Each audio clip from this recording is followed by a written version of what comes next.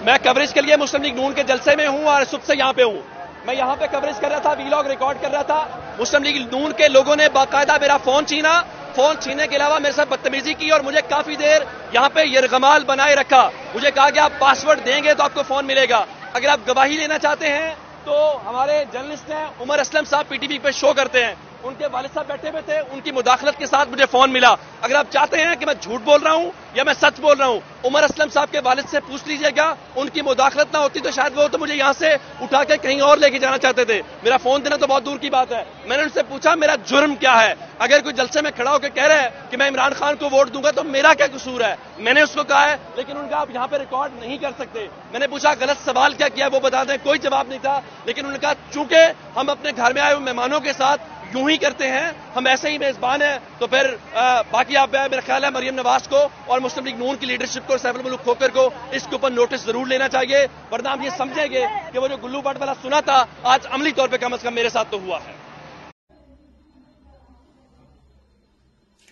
بسم اللہ الرحمن الرحیم.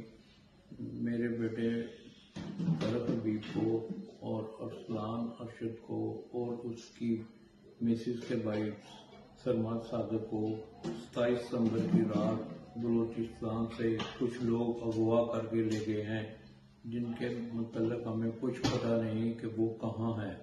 مگر بلوچستان کی گورنمنٹ اس بات کا اعتراف کر چکی ہے کہ وہ لوگ ان کے پاس ہیں.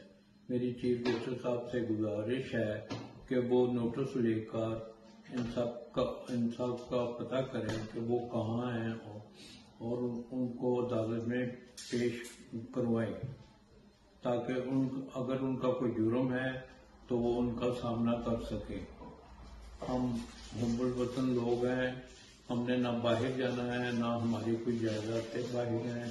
ہم لوگ بہت پریشان ہیں اور اس وقت بھی ہم لوگ دن رات رو رہے ہیں اپنے بیٹوں کی تلاش کے لیے.